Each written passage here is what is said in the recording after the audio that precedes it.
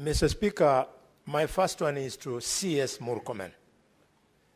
Mr. Speaker, patriots in this country fought against detention without trial, and CS Murkomen, I assure you, they are going to fight against extrajudicial killings, especially within police custody. CS Murkomen, the National Security Council, where you sit, is charged with promoting and guaranteeing security of the country. And you have the audacity to come and face the Parliament of Kenya and tell Kenyans that you don't see, you don't know.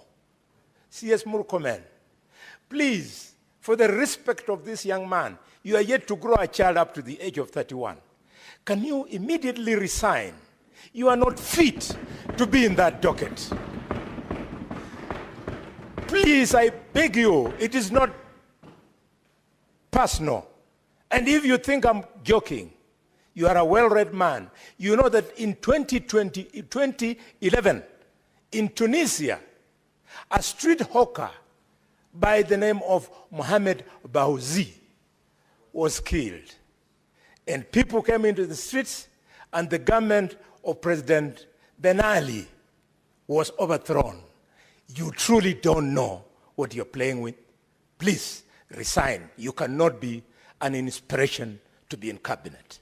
The question is this, CS. The Deputy Inspector of Police, Mr. Eliud Lagat, went against the provisions of Chapter 6 of the Constitution, went against the provisions of the National Police Act, specifically Section 17, and in general, the Leadership and Integrity Act. You, as a member of the National Security Council, where you sit together with the IG, both of you are present here. Why have you found it difficult to advise the necessary authorities that Eliud Lagat be dismissed from service? My next question, Mr. Speaker, is to CS, not CS, to the IG Kanja. IG Kanja, Kenyans who know you, we have a lot of respect for you because you are the officer, unknown to some people, who defeated the terrorists at Dusit 2 Hotel. We know you as a serious police officer.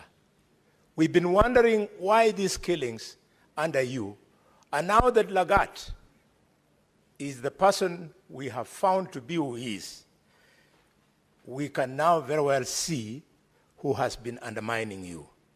I therefore want to appeal to you. Tell this country, a spokesman by the name of Mushiri Nyaga, the police spokesman, he misrepresented material facts. He attempted to conceal this killing. He went and interfered with the circumstances of the crime by stating that Omondi Ojwang hit his head on the wall. IG Kanja, why have you not arrested him? He has information which in his statement under arrest will help to point fingers at who gave him this deliberate statement so as to do what I have said above. Finally, Mr. Speaker, back to Kanja and or Amin. IPOA has now told us the names of the officers from DCI who went to Migori to go and arrest Ojwang.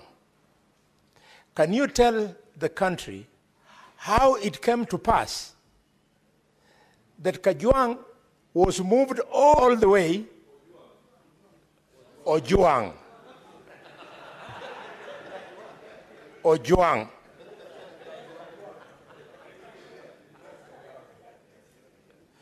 that Ojwang was moved all the way, hundreds of kilometers, contrary to the provisions of normal procedure that would have required that it be taken to the nearest police station in the jurisdiction where he committed, quote unquote, the said crime, and that if he needed to be moved, a magistrate needed to give permission for him to be moved all the way to Nairobi.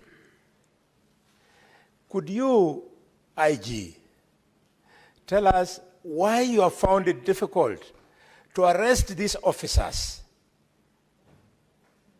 And their names are a little bit disturbing. You tell us why you have not arrested them? Because they're the only ones who were with this young man from the last time the parents saw him well and alive up to the time they came to Nairobi for the country to be told that the young man was dead. Who are these police officers who committed the crime of murder to the late Albert Ojwang? Again, we are waiting for answers from IPOA, who are right now investigating the same. And we are looking forward to the resolution of that issue soonest possible, because it's something that have actually captured the entire country into what happened on that date. IG. On whether... IG, you need to respond to that question in a better way. This was the question by Senator Kajwang, that through your official communication, the first information you put out there to the public was that the young man had hit his head against the wall and therefore died. Later on, after the autopsy was carried out, it was found to be totally different. The question that the senator then rose to ask was, would you, having put that communication to the public that the young man hit his head on the wall and died, would you withdraw that particular communication and proceed to apologize to the nation? That was the question the Honorable Senator asked. If you're unable to do that, you can also, that's also an answer. Thank you very much, Mr. Speaker. On that question, let me say this. Number one, if in the ongoing investigations by the IPOA investigators, we get to know the truth, the officers who issued the initial report that we relied upon, then they will have to face disciplinary proceedings as provided for by the regulations by providing incorrect information. So we are awaiting the outcome of the investigations of IPOA in that. IG, we've had the benefit of hearing the representative of IPOA in the morning, and they were very categorical on what caused the death of this young man. What more do you want to hear? Mr. Speaker, sir, from what we have heard here from the IPOA, although we have not yet gotten that report, we will proceed on and take appropriate measures on the officer who gave the primary report on that material day. We have taken note. IG, proceed.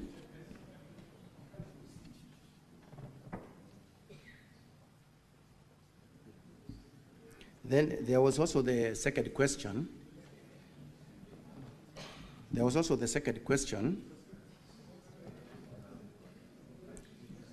Honorable Senators, I think we are doing pretty well now. We are doing very well. What is your intervention, Honorable Mugatana? Now, IG, the reason why you're attracting a lot of intervention is because you do not want to open up and just tell the senators exactly what happened. We're here to hear the truth.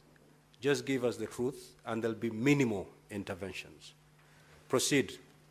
Mr. Speaker, I have a lot of respect for the current IGP. In fact, a very professional police officer. But I wanted to remind him, the Constitution has given us, under Article 238, the principles of national security.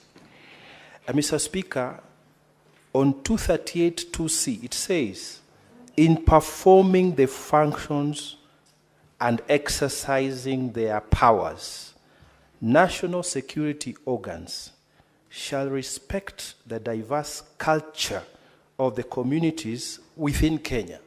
And Honorable Senator Kajwang has said, to imply suicide from his cultural background, it is attracting a huge stigmatization of that family.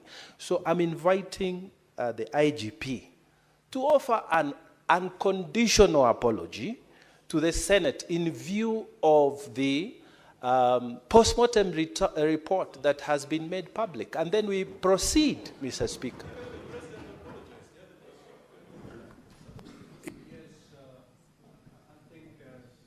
Mugatana is clear. IG. Thank you very much, Mr. Speaker, sir. It is true, as Senator Mugatana has said, that going by the report that we have gotten from IPOA, that it is not true, he did not hit his head against the wall, but that is the report that we had from the word go. I tell my apology on behalf of the National Police Service because of that information.